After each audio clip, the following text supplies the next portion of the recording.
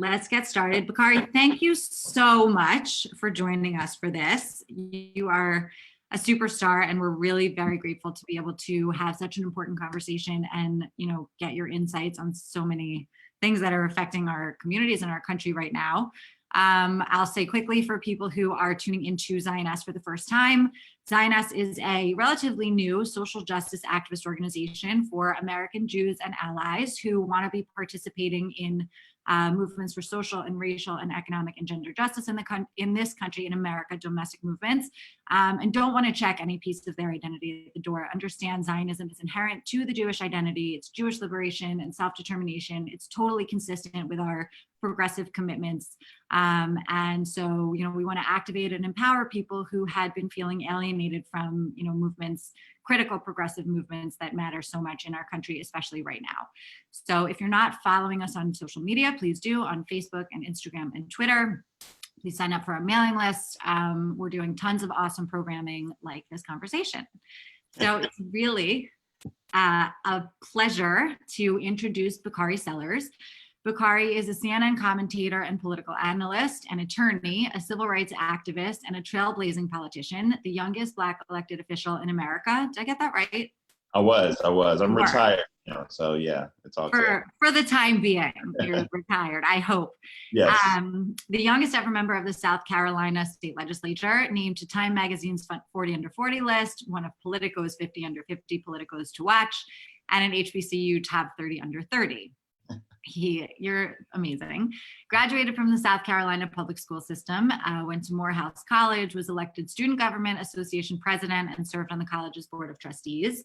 Bakari attended the University of South Carolina School of Law. He has worked for Congressman James Clyburn, former Atlanta Mayor Shirley Franklin, and has extensive leadership working for the Democratic Leadership Council and Obama for America. And he has been a member or you were a member of the South Carolina Legislative Black Caucus. And you're now on the board of Let America Vote. Is that right? That's correct, yeah. I didn't know which bios were up to date. We're up to date, yeah. I know, you've done so many things, so I wanted to make sure that now I'm here with you, which is the most important thing about Now you're here with us, and we're so grateful. And I'll say this also at the end, but if you're tuning in now and you're not going to be here at the end, make sure to catch Bakari tonight on the Christiane Amanpour show on CNN. He's going to be talking about how the coronavirus is disproportionately affecting communities of color, a critically important conversation that Bakari has been leading on if you've been following him. And if you're not following him, you really should follow him on Instagram because you can see his adorable kids and also his Corona sexy workout routine. There you go. You got to stay Corona sexy. Got to stay Corona sexy. Okay, so let's get started. And actually, quickly, I'll say if you have questions, and I do feel like people will have questions, put them in the Q&A box or in the chat box on the Zoom. You can also, if you're watching on Facebook, you can just comment on the Facebook live feed and we will get to them. Or at least we'll do our best, depending on how many there are.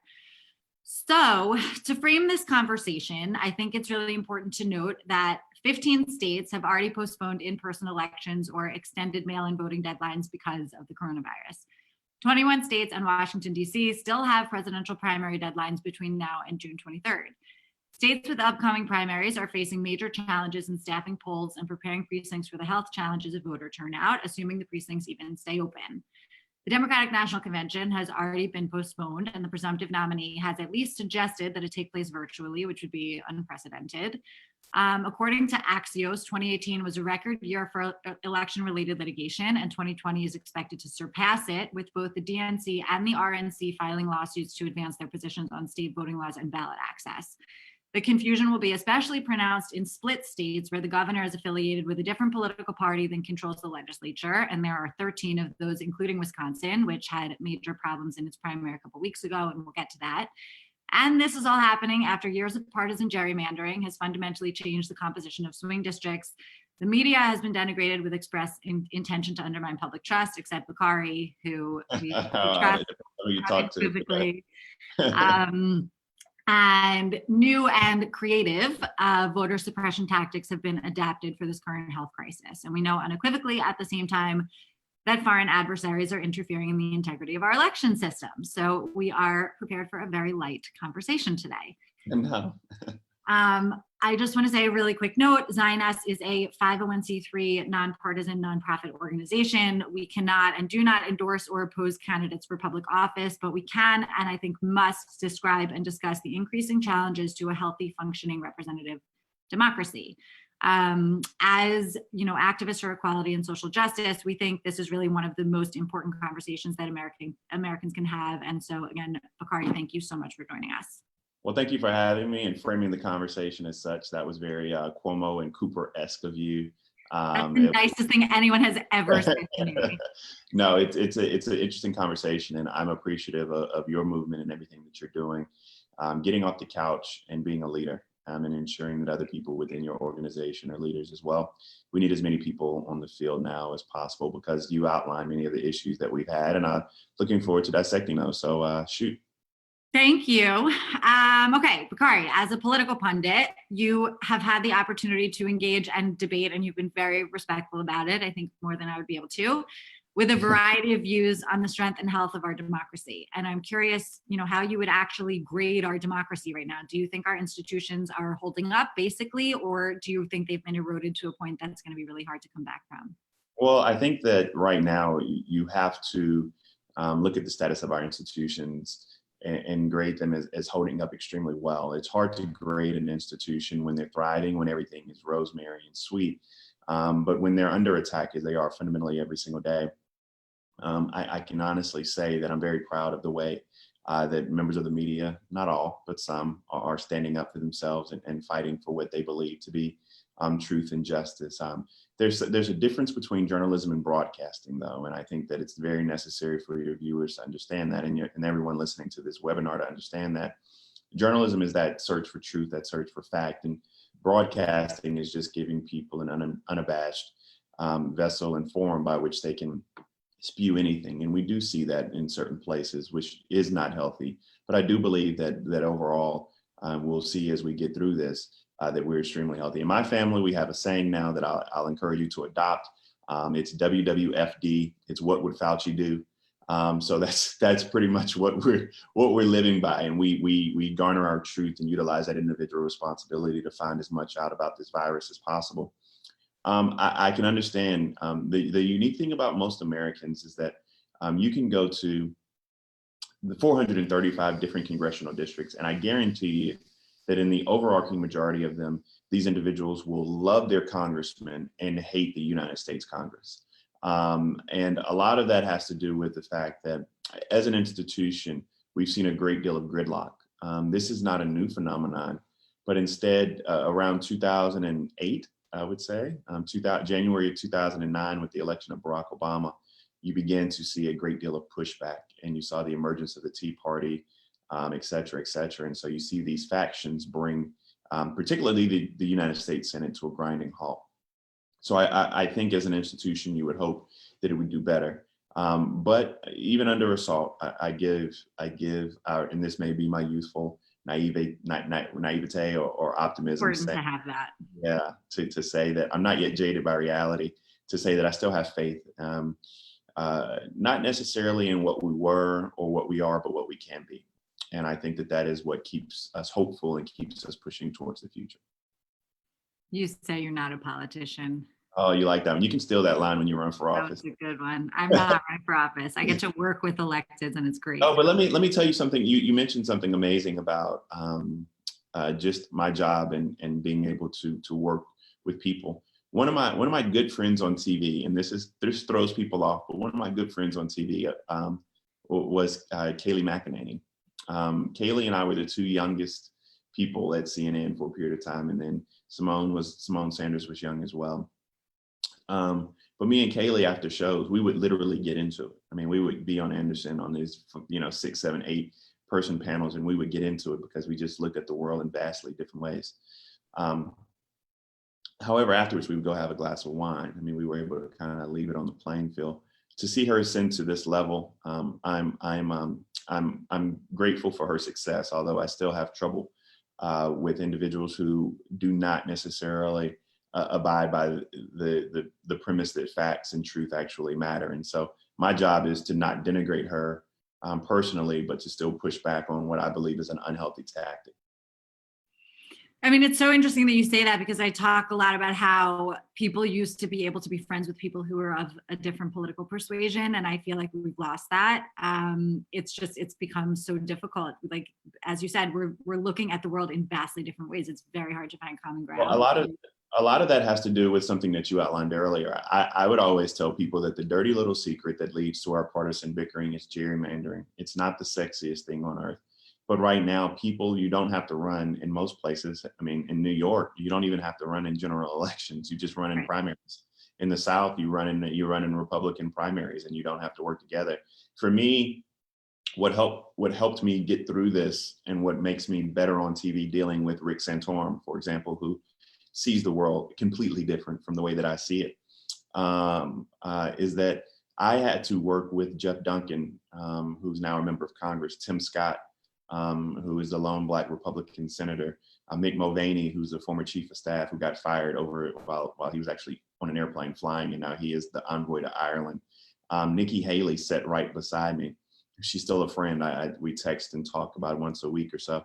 And so working with these Republicans, I didn't have a choice but to, being in the minority party. And so it helps you on TV, understanding that you still have to meet people where they are, and not necessarily just bash them for what they believe. Yeah, it's a really important lesson. I talk a lot about meeting people where they are because you can't move someone until they see you as at least sharing in their humanity. Correct. But it's still amazing that you're able to do that, and I think a mark of your integrity. I want to come back to gerrymandering. I think it's super important that we talk about it, and I'm not sure that everyone watching knows much about it, so I definitely want your take on that. But before we, or actually, let's just go there. Tell us, Okay. For people who are watching, because I just was looking at the next question, but we don't need to go in order. Tell us what gerrymandering is, what it looks like, to the extent that you want to talk about the Supreme Court case on gerrymandering, just so people are aware, and the danger that it presents really to, I think, a real vision of representative democracy. So since we're just having an honest conversation with the two of us and our closest friends of whoever watches this Exactly. on Facebook and Zoom. So gerrymandering is the devil in the details of democracy. That's the way that I put it. It's when it's the way that lines are drawn in order to create congressional districts all the way down to school board districts, city council districts, etc. And many times, if you were to pull up a congressional map right now, you have some districts that look like crowns that just go up and down. You have some districts that literally split neighborhoods in half. You're on one side of the street in a congressional district. On the other side of the street, your neighbors have a totally different election they're voting in.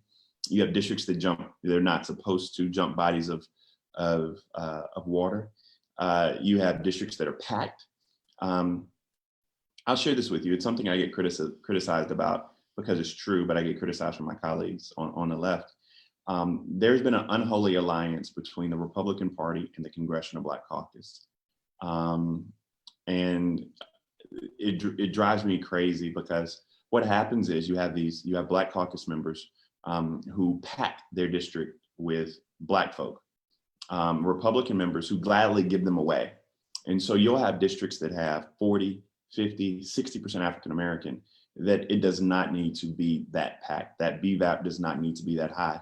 I always tell people, imagine if you had a 35% Black district, you would have a greater and more competitive general election than if one district was 65% and the other district was 10%. If you could share that side by side, you could have a more competitive general election in both areas. So that is the issues. Like there correct. could be real debate on issues. Correct. And so that's the unhealthy little dirty secret that we have in politics. Now, this is the way to fix it. This is it's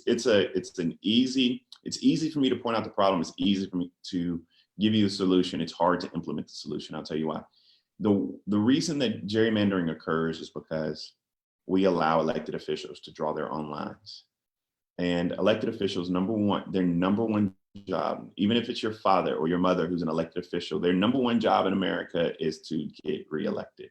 And so when you inherently have that self-interest, it means that those implicit biases, or sometimes explicit biases, are always there. We need to allow independent people, independent commissions, to draw these lines without any vested interest, then you'll have a more free and fair election. Okay, so this is so interesting. I didn't even know that about this dirty little secret. And I'm curious, does it actually help in terms of more diverse representation? I mean, is it not bringing more Black leadership to Congress, which I think we would agree is important? I think it's healthy. I think it brings more diverse leadership to Congress. I think it gives people who are speaking to issues, attempting to bring people together instead of speaking to the bases of their party. Yeah, it's one thing to spend a lot of time giving red meat to your particular political party. That's not where legislation is done. Legislation is done in the middle. That's what made Newt Gingrich so successful. That's what makes Nancy Pelosi so successful, is the fact that they're able to find that ground in the middle. First of all, they're tough as hell, but you're able to find that ground in the middle and you're able to make these things work. Legislation is in the middle. It's not on the extremes. Individuals who like to play on the extremes are never that. Now, they may get on TV a lot and they may be loud, but they're never that successful. The individuals who are in that middle are the ones who are able to drive the change we want to see. And personally, I think that what Corona has shown us is that our country needs and deserves big structural change. And I sounded like Elizabeth Warren, and I did not mean to do that. But we need fundamental change to our democracy, and we need to start talking about these things. Okay. Okay. So thinking broadly about protecting institutions and protecting the right to vote and elections more broadly, what are the areas that you think should be the primary focus of activists who are thinking about these issues, upholding institutions of democracy, given, the situation we're in terms of, voter suppression before coronavirus, and then of course the issues that are compounded by coronavirus? Like if you had to pick 3 issues. Well, I have one issue, which is I just have one. I'm a big proponent. Like Dr. King taught us that you don't have to be very, very complicated when you speak. And if you give people something that they can be passionate about and grab hold to, they're more likely to be successful in implementing it. So I have one issue, but I want people to understand what you mean by voter suppression, because it can be as simple as in the Stacey Abrams, Brian Kemp race, where there were literally not enough electric strips, like charging pads given for the voting machines in Atlanta, where the majority of Black people vote. They had to wait in the Georgia gubernatorial race in 2016. They had to wait in lines people had to wait in line 4 and 5 hours. You should not have to wait in line 4 and 5 hours. Voter suppression. I think that caucuses inherently are suppressive, because nobody has 6 hours to go and wait in one place and have to take your kids somewhere. I mean, that's just silly, right? I think voter purges, the ones you've seen in places like Wisconsin, the ones you see in Florida, the voter rolls, preventing people or trying to prevent people from voting because they have civil fines or criminal fines. That's nowhere in the Constitution. You saw that attempt in Florida, but they were successful in pushing it back. Those are suppressive measures that people push forward, and those are what you have to be back on. The number one thing people should pay attention to. This conversation is not the sexiest conversation, but it's probably one of the more valuable conversations that I'll be a part of in the next couple of weeks, I'm sure. So thank you for bringing it together and having it. The number one issue that people have to focus on is who we put on federal benches, the judges that are appointed. Judges are appointed for lifetime appointments. The President of the United States, the 45th President of the United States, has done a yeoman's job, along with Lindsey Graham, who's the chair of Judiciary, and Mitch McConnell, of loading the bench up with people who are like-minded. For me, that's terrifying. You have 35, 45, 50-year-old judges who will be there for their lifetime. These will be the people who rule on everything Zionist stands for.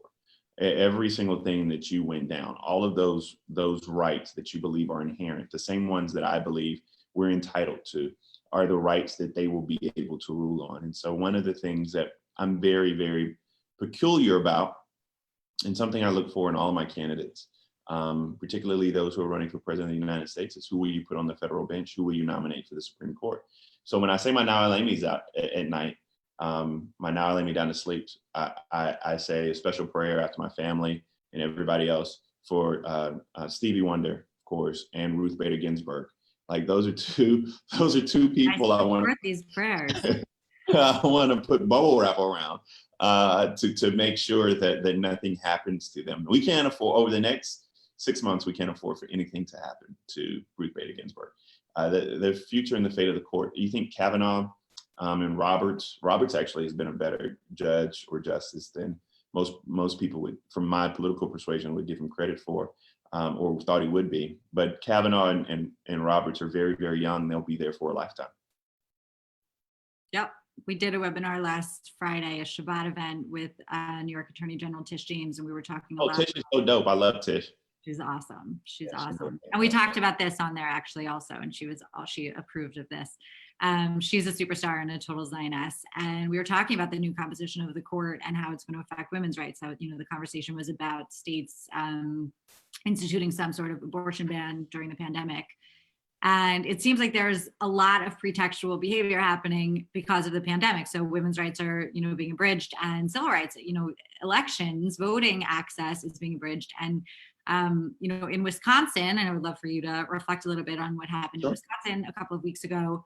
Actually, I don't even need to give the backstory. People know what happened in Wisconsin. I think that one of the things, so there are a couple of linings, not all silver, that have come from that. One is that the progressive challenger for the Supreme Court won. Wisconsin has had some insanely close. Governor Evers won by, I don't know, however many people show up to your family reunion, it's like 50 people in mine, maybe 85. So he won by like 85 votes. It wasn't a whole lot for governor in 2018 until it was really close. And this race was a 6-7 point difference, which was a lot. The biggest problems that we saw were, one was a public health problem, and the other was an erosion of our democracy. The glaring and most serious, of course, was the public health problem and the number of people that contracted coronavirus that were traced back to voting. I didn't even know that. Are there numbers? Yeah, it was, I want to say it was 6 people who contracted coronavirus and 2 poll workers, I believe, who've contracted the virus. And they traced it back to that election day. And the other was the lesser, although equal, it's not equally as serious as contracting the illness, but the lesser issue, although still serious, to frame my words correctly, is that they reduced the number of polling sites in Milwaukee to 5. Everybody knows Milwaukee is a huge city, so you can just imagine whatever city you're in now. If you're in a large, even a small town like Denmark, where I'm from, where we have 3,300 people, we have 2 polling sites. So you can imagine a city of a couple 100,000 people being down to 5 polling sites. And let me just answer this question, because I know people are thinking about it. And while we're here, this doesn't necessarily go with this, but I want people to know that no president of the United States can push back or move an election. The election for president of the United States will be November 6th, I think is the date. I don't want to give people the wrong date. It will be in November, the first Tuesday in November. Or maybe November 6th was when Hillary got beat. It's in my head for some reason. I can't remember. Somebody pull that up and tell us. I'm doing it. Yeah. So it will be in November. It cannot be November moved. 3rd. 3rd. I was off. I would have had people showing up late. So it will be November 3rd. It cannot be moved. It would have to be moved by a legislative body, and this election will be what it is. And so we have to think about creative alternatives, mail-in ballots, absentee ballots, no non-excuse or no excuse absentee ballots, etc. I wanted to go back quickly, and we're going to get to all of those issues. I wanted to go back quickly to what you said about only 5 polls in Milwaukee, because just in case people don't automatically know what that means and why that's an issue. I live in New York City, which is the heart of the pandemic in the United States. I have not left 1 block. I've gone to a grocery store 1 block from my apartment. I can't take Ubers. You can't touch anything. So you can't go out. You can't drive around and park. And so if you're in a major city and there's only 5 polling places and there's really no safe public transportation and there's no way to get anywhere, people either need to walk miles in, a time where you're supposed to be staying home to vote, which is a constitutional, right. And it's something that we're born with the right to do, and which is a civic duty on top of that. people are not able to access their right to vote. And in an election year as important as this one, although I think it would always be equally important to be able to vote, to shut down polling places is a real danger to democracy. And when it's happening in major cities and in jurisdictions where some, there is an expected voter turnout among, low-income communities, underrepresented communities, it has a massive effect on the outcome of elections. And, we look at the number of people who were purged from the voter rolls in Wisconsin. You're talking about upwards of over 100,000, largely greater than 100,000 people who were purged. And we saw that Hillary Clinton lost Wisconsin by, 15, 20,000 votes. And so everything that you're talking about truly matters. Each vote does. And some of the discussions we have on TV, some of the things that I have to remind my colleagues of is very simply, voting is a right. It's my right to vote. This isn't driving. This is not a privilege that the state bestows upon me. This is one of my inherent rights, which is a difference that some people don't claim to understand. And if you claim to care about democracy, it's the number one most important thing. And when you're talking to people, when I'm talking about, especially when I'm talking to Black folk in churches or wherever I may be, or civic organizations, I remind them that if this was not so important, they wouldn't work so damn hard to try to take it from you, right? And so, this is the holy grail of democracy, and people have to exercise it. There were, so many people who stayed at home. This is a statistic that I use often. There were 4.4 million people who voted in 2012 for Barack Obama who did not come out and vote in 2016. Of those 4.4 million people, over a third, so you're talking upwards of 1.3, 1.4, 1.5 million people who voted for, who were African American, who voted for Barack Obama, who didn't come out and vote. And we know this last election was decided by about 100,000 votes. And so we have to do everything we can to make sure that we have free, fair, and safe elections. And there are individuals who don't necessarily want that to occur. Yeah. So some of the methods by which those individuals are trying to inhibit voting access, you mentioned already.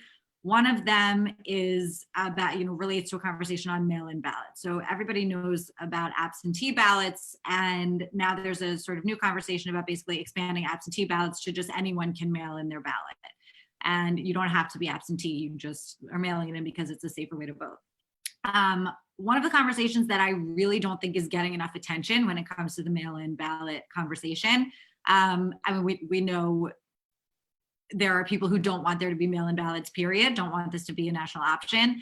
But aside from that, they're actually taking steps to make sure that it's not a feasible option by, among other things, not being willing to fund the United States Postal Service past June, which is like in a lot of debt. And it's obviously, we have a lot less snail mail these days. People are writing emails. And so, the USPS is not actually a thriving business model. Having said that, it performs a pretty critical function, and you can't possibly have a mail-in ballot option without a well-funded USPS. So let me back up, because you said it's actually really a brilliant business model. It's actually very good. What happened was during the Bush administration, and I believe it was during his first term, I can't recall, but they made, unlike any other business ever, they made the USPS fund their pension liabilities for 75 years. So there's no other company in America that had to put forth their liabilities or pay their liabilities forward 75 years, and the United States Postal Service did. So they were just bogged down and took away their reserves and all of that good stuff. So they actually were making money. They're not you're correct, and they're not anymore. But for the life of me, I can't understand why our United States Senate won't take care of our postal workers. Like, that simply doesn't make much sense. I mean, I'm somebody who thinks that postal workers should be paid what they're worth, which is more than you can imagine. Essential workers, and also tens of thousands of disabled military vets are working in the Postal Service. Correct. And when people think about essential workers, and just kind of, we're unfairly lumping them together, but for the purposes of this, we will. We're not just talking about nurses and doctors, et cetera. They are essential, but we're also talking about the truck drivers, the people who stock the shelves at the grocery store, the individuals who still work at gas stations today. I mean, if you go to a gas station, it is open. I mean, you're getting cheap gas too, but it is open. And those people deserve to be compensated because, would you do it? Anybody who's listening to this, would you do that for what is the minimum wage? $7.50 an hour? I mean, would you do it for $7.50 an hour? Put yourself in that type of danger or harm. And so we have to think about all of these things as we're trying to take care of the least of these, which is why I firmly believe that we need things like a federal jobs guarantee. We need things like universal basic income. We need to have these kind of structural changes to make sure that we lift people out the doldrums of poverty. Yeah. So going back to the mail-in ballot conversation, it's worth mentioning that Trump voted by mail in the Florida primary. 4 million people vote each year by mail. I mean, it's not a rare thing. I don't think we'll get to the point where we have mail-in ballots. You don't, because of like partisan bickering, or because of partisan bickering. I just don't think. I think that you will have to go to the polls and present some sort of ID and cast that ballot, or if your state has absentee balloting, participate in that. I do encourage everyone who's watching in South Carolina, we had 30 days of no excuse absentee balloting, which is the best thing on earth. I mean, 30 days before an election, you can go down or you can request an absentee ballot and you can vote prior to, and you don't, I mean, it is what it is. How did that come to be? How did that happen? That's a good question.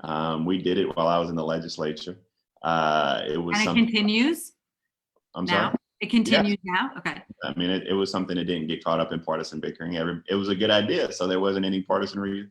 No one had caught wind of it. It was kind of before their time. So they're like, this is a good idea. We might as well do it. So we do it. And turnout is always pretty sound. And we do it before every election. We're not moving. We're one of those states that has we have our state. We already had our presidential primaries, most people know, but we have our state primaries coming up the second Tuesday in June. I do know that is the second Tuesday in June. And we're not moving those back at all. But we also are joining Georgia and opening up, which is ridiculous. So it is what it is. That is, yes, totally insane. Okay, so I'm going to pivot just a little bit, although actually it's not really pivoting, but I just want to talk a little bit about your personal story. I'd like you to talk about a little bit about your personal story. You were brought up in the civil rights activist movement, and I know you're familiar with various types of voter suppression that have successfully changed the trajectory of pivotal races for state and federal leadership. And you're also an attorney. So I would just love to hear a little bit about your experience, your activism, your family's experience fighting for civil rights and voting rights. And, if you want to throw in how voter suppression strategies have evolved over the decades, I think that'd be really interesting. So the most amazing thing about voter suppression strategies is they haven't evolved much, other than they're not quite using the water hoses and the dogs like they used to. Many of the same strategies they implemented in 1968, 69, 70 are the same strategies, from just sheer terror to utilizing just very simple techniques of trying to tell people in broadcasting messages, informing people of the wrong day to vote, trying to purge people off of voter rolls, trying to make it more difficult, implementing pseudo poll taxes. So these things are not new. They're different iterations, but they're not new. My father was a member of SNCC, the Student Nonviolent Coordinating Committee, very close with Julian Bond and John Lewis and Stokely Carmichael and Jim Foreman, et cetera, et cetera. And growing up in that household, my life, I usually look through the prism and lens of the civil rights movement. And so for me, that is my frame of reference. And all of these things that we're talking about today fall in this category of justice for me. And my hope is that we can literally have justice for all, no matter who you love, who you pray to, what you look like, where you're from, what your zip code is, et cetera, that you are able to exercise what are your inalienable rights. And I do think that voting, participatory democracy is important. And what we need, what we had in 2018, what was spurred on, not on Inauguration Day, but the day after Inauguration Day, has kind of carried us. And I hope that energy continues to carry us, because we need more people, more good people running for office. And we'll see what those results may hold. So what are you waiting for? Oh, I served for 8 years. I'm the best type of legislator. I'm retired, but no, I'll get back in it sooner rather than later.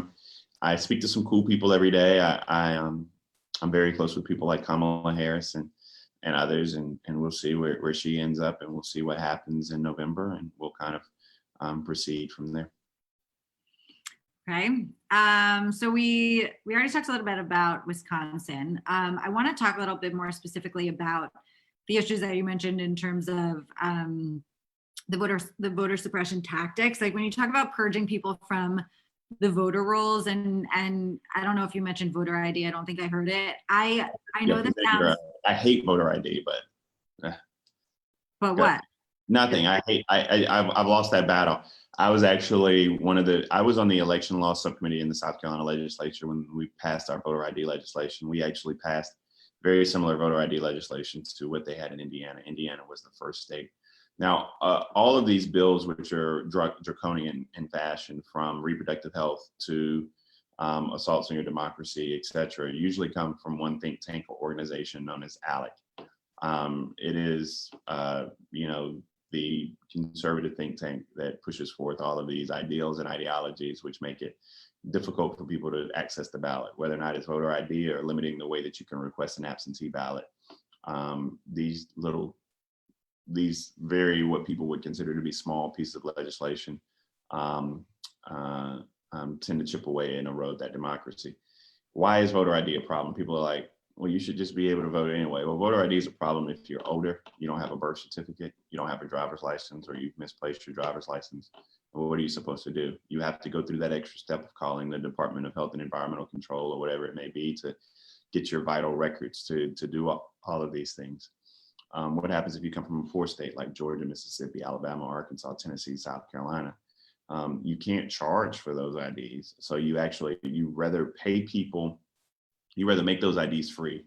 So you're talking about hundreds of thousands, if not millions of dollars, not pay people, but you'll have to pay that department, fill that hole, instead of using that money on things such as, teacher pay or teacher supplies or paving roads or putting people back to work, et cetera. And so it's just a very, very backwards, draconian, out of age method that people use to make it difficult to vote. I think that Election Day should be a national holiday and on a Saturday, but what do I know? Yeah, and I was going to say to you that we should follow, in the footsteps of countries like Israel that do have it as national holiday, even when they're having 4 elections in 1 year.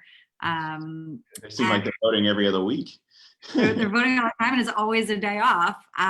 But there are some states that do have elections as a national holiday: Delaware, Hawaii, Kentucky, and New York, and most recently. Virginia. Oh no, sorry, that's not right. Several states have made Election Day a civic holiday, including Delaware, Hawaii, Kentucky, and New York. And most recently, just this week, Virginia, the governor removed the requirement that voters show photo. Oh yeah, he just did that, right? Governor Northam just did that. Right, just 2 weeks ago. But I don't think New York. I don't know why I read this somewhere. I don't think New York has Election Day as a holiday. No idea, but I do know that that's a tough sell. I mean, we still have some states that split Robert E. Lee and Martin Luther King holiday, and we still have Confederate holidays. I mean, we're still a little bit far behind that type of that type of progressivism. Yeah. But it just seems so obvious. I mean, it seems like no matter what party you belong to, you want people to show up and vote, because that's the whole. It's not true though. Everybody does it. No, some people feel as if they have a better chance of winning an election with the fewer people who turn out. Right, but. Right. That's a partisan mindset. I'm saying, like, if you actually care about democracy, and partisanship is part of our world and is part of, American democracy, but still, if you care about protecting democracy, you would think you would want more people to vote. I agree with you. Theory. I know. Trump actually said about having more people vote, the things they had in the CARES Act, he was talking about, were crazy in terms of voter protection, because there's actually been a lot of conversation in some of the coronavirus relief packages relating to voter protection. Jim Clyburn, who I know you worked for, was asking for $4 billion in voter protection in the CARES Act, the third iteration of the relief package. I think there's a fourth one being hopefully getting past the House today. But Nancy Pelosi, the Speaker Pelosi, was asking for $2 billion, and there was just so much fighting in the CARES Act, and it ended up being something like $500 million, which is not nearly enough to protect the vote across this country. And Trump literally said, if you agreed to some of the things that the Democrats, he's saying, were asking for, you'd never have a Republican elected in this country again.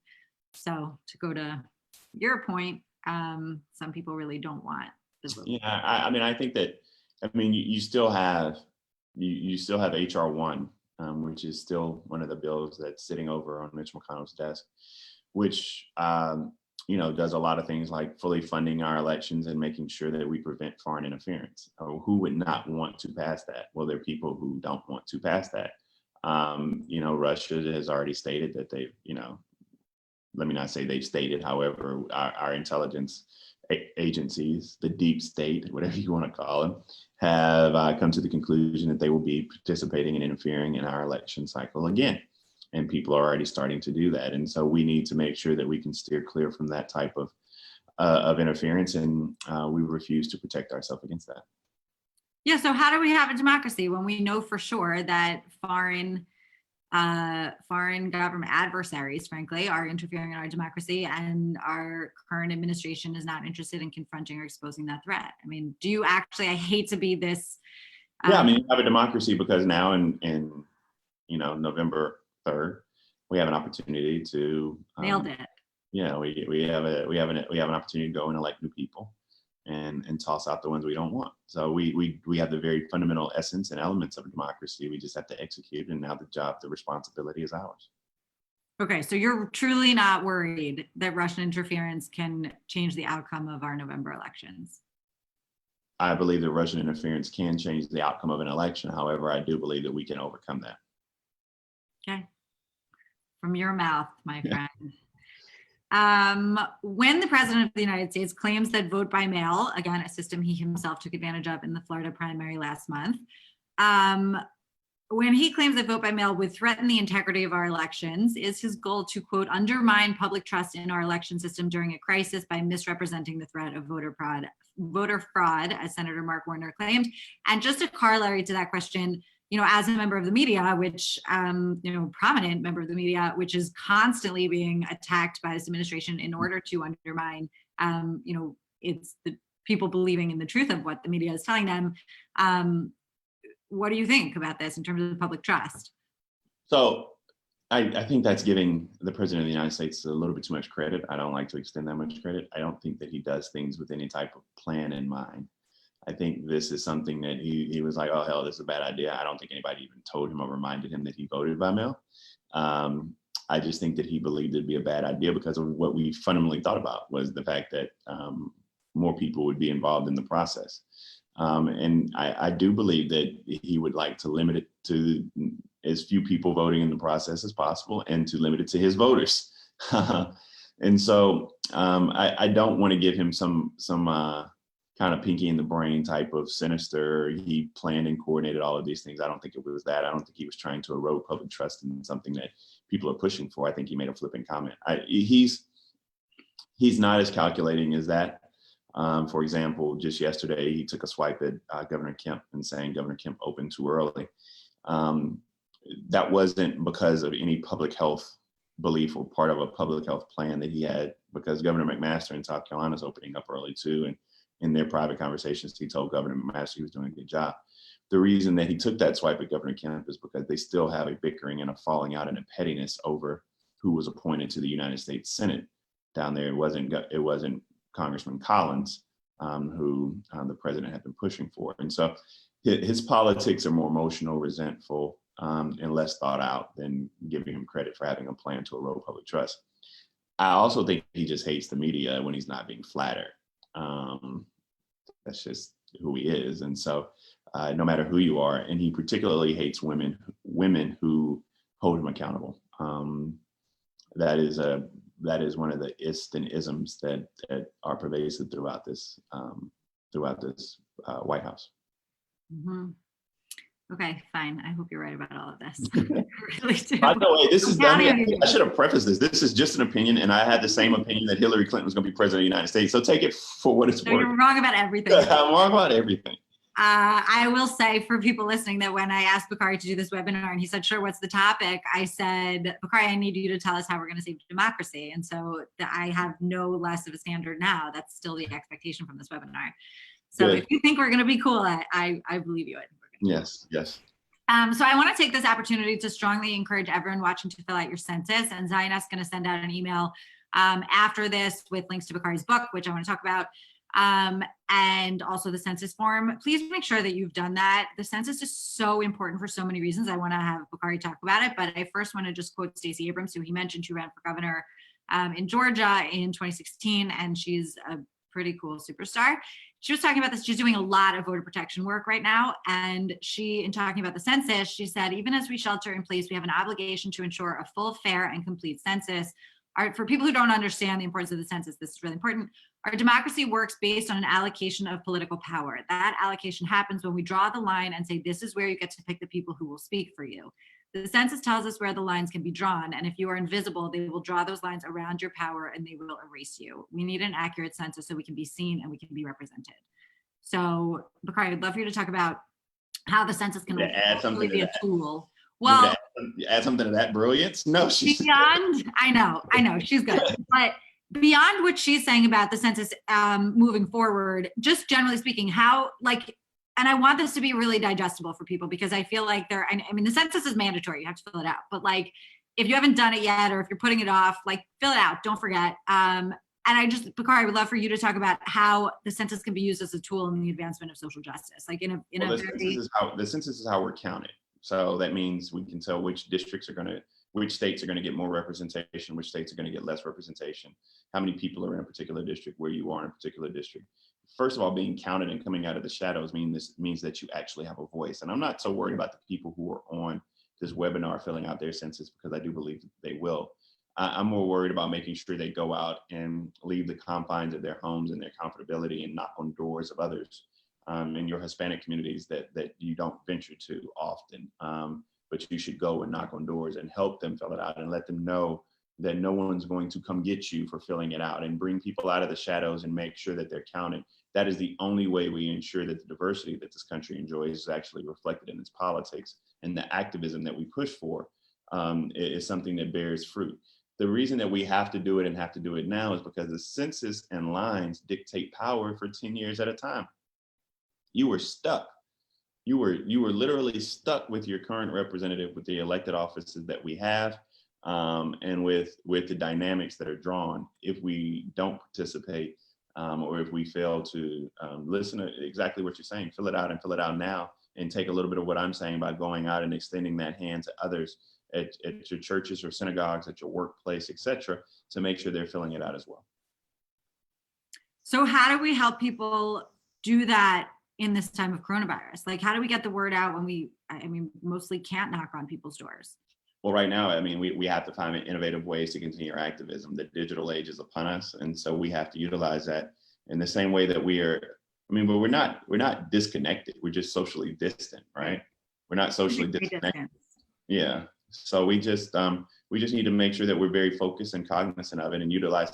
People never understand their sphere of influence. I always tell people, are like, how do you get started running for office? And I'm like, it's like the easiest question ever. You just take the little list that your mom sends for graduations, or when there's a new baby or something. Usually your parents, they write it down, and that's like 100 names in it. And you start off by putting a return envelope in it, write a letter and saying that you're running for office. And ask them to help you and contribute. We forget how large our sphere of influence is, whether or not it's on Facebook, putting reminders, whether or not it's going through your bulletins at your place of worship or your place of work, and reminding people and bringing people in. And it's making sure that you see people. And it's not just talking to the CEOs and the C-suites about whether or not you filled out the census. It's making sure that the people who clean up your office have filled out their census as well. The people who drive the food trucks outside where you go and sit down for an hour and a half. Make sure that you are meeting these people and talking to them where they are. Yeah. Can you talk a little bit about why some people in those groups that you mentioned are afraid to fill out the census, and how we can help them overcome? Well, I think that there are a lot of individuals who are afraid because the government puts fear in your heart. You talk about the fact that DACA recipients aren't even eligible to receive CARES funding, as put forth by Betsy DeVos just recently, or the bastardizing of immigrants. We're a country built on immigrants. And built on the labor of immigrants. And so it's a tough time to be an immigrant in this country, particularly a black or brown immigrant. And so you're either coming from a shithole country, or the president of the United States is saying that you're sending your rapists and villains over here. And so we have to make sure that people feel comfortable in friendship and feel as if they're part of our community, which the onus for that is on us. Couldn't have said it better. So that's a really good action item that I think we're going to send out, because we really want there to be takeaways from this that people can do to actually help protect the vote, help, do what we need to do to make sure that people are represented right now. And they're not. People are not, as you know, they're not. And as you've been talking about, this virus is disproportionately affecting communities of color and underrepresented communities across the board, not just in terms of the death toll, which is astronomically high, but in every possible way, because those are the people who are living in districts where there aren't going to be polling places. I mean, just as one more example. So I'll do one more question, and then there's one on the Zoom, and then I'll check there's two on the Zoom, and then I'll check the Facebook. So Stacey Abrams also taught me that there are 3,100 different administrative units that manage elections in this country, which is like kind of obscene.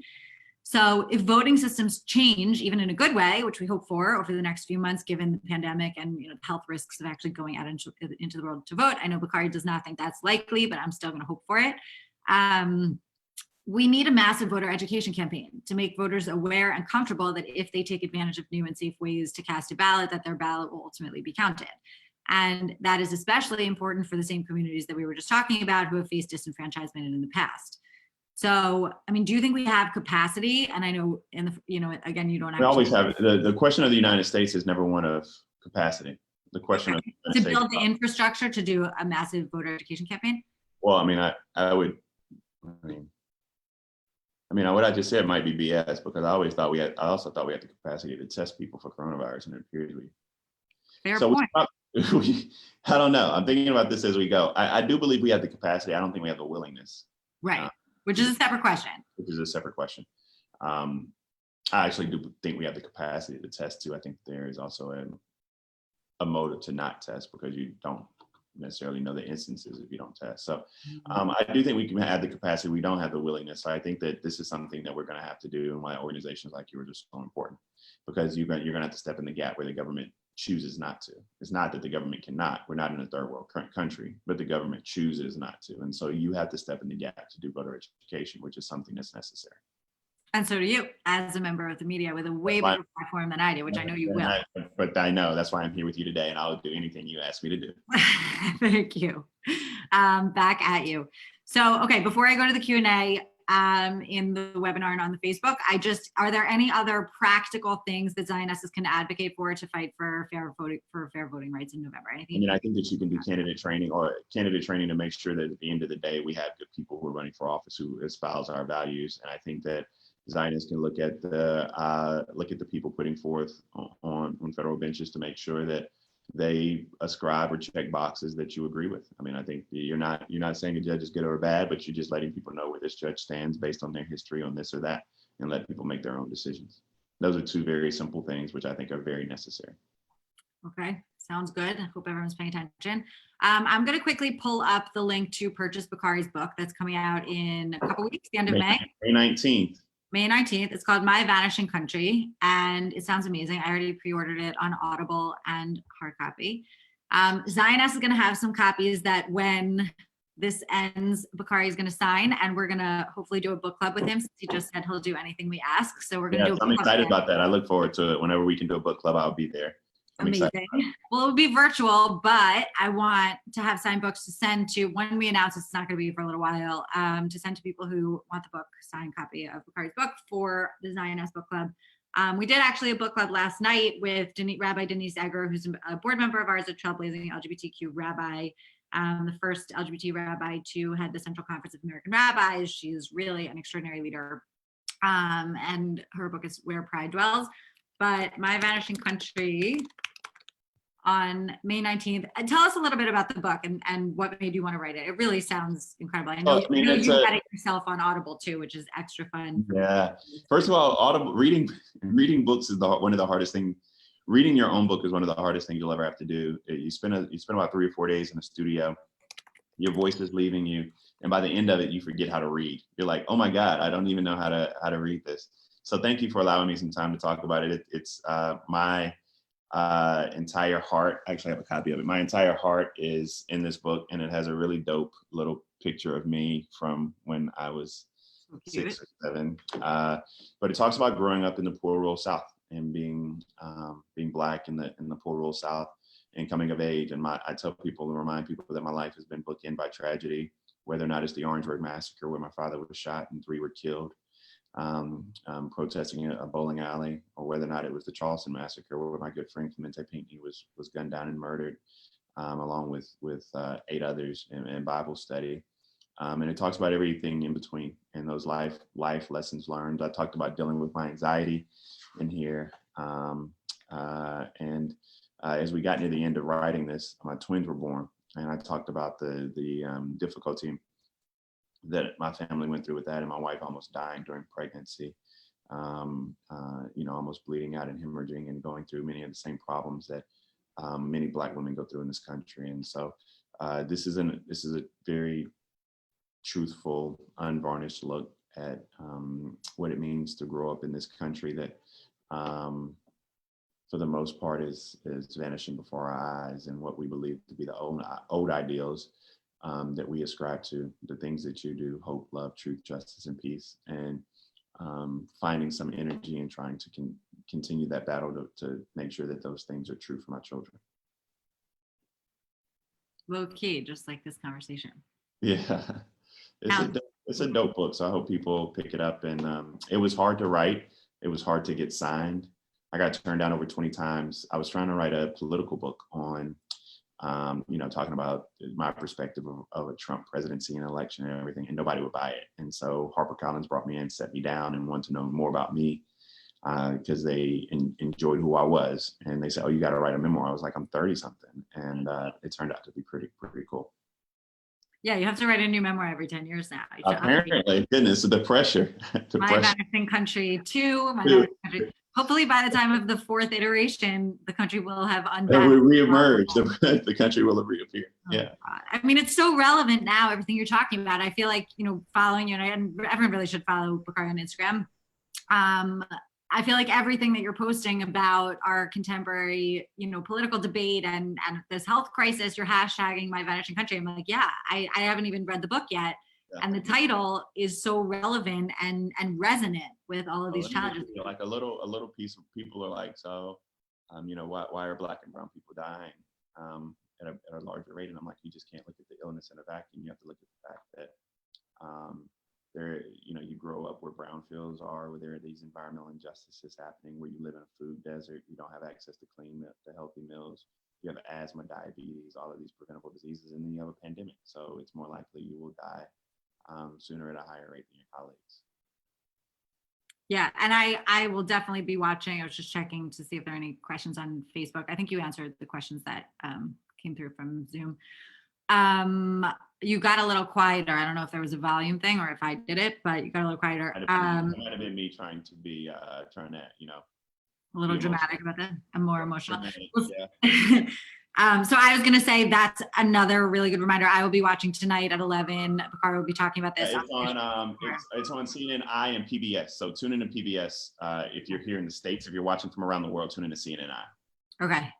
Perfect. So I'll be watching on PBS, and it's such an important conversation. You've really been leading on it, and there, I think, are not that many people who are contributing something. I mean, it's a critically important conversation, but it feels like a lot of the articles are the same. Actually, I learned a lot in the article that you published on CNN about this last week. I didn't know about those trials. I forgot what they were called. The medical trials against the African American. Oh, the Tuskegee Airmen. So I knew about the Tuskegee Airmen, but I didn't know that there were Tuskegee trials. I didn't know about that. Yeah, correct. So, yeah. And so there's a lot of paranoia and mistrust, but what we have to do, and we can kind of wrap up on this, but what we have to do is make sure that we come out of this quarantined environment stronger mentally, physically, emotionally, and spiritually. And that way, we got to use this time right now to be productive, not just kind of chill out on the couch and relax and all that other stuff. But we have to be productive so that when we reemerge, we're better, because our country is going to need us to heal. Amen. I have one more. Do you have time for one more question? Sure. Okay. I forgot about this, but it's a good way to close anyway.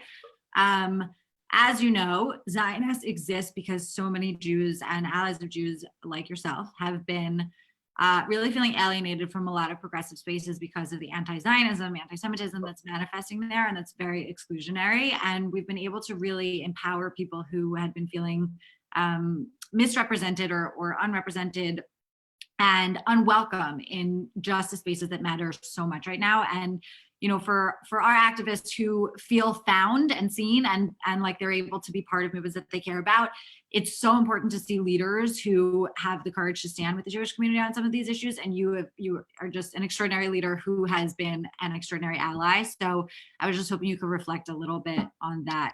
Well, I mean, I think that we have to feel, first of all, leadership is lonely. And so know that if you're by yourself or you look around and not many people are there, then you truly are being a leader.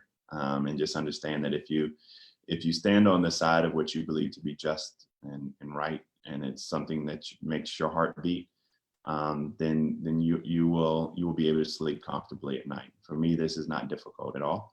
And I think that you and I share these very natural and very real common binds, which are we still believe in hope, love, truth, justice, and peace. And Zionist is now encouraging individuals to become more active, because you can't get beat up and then sit down.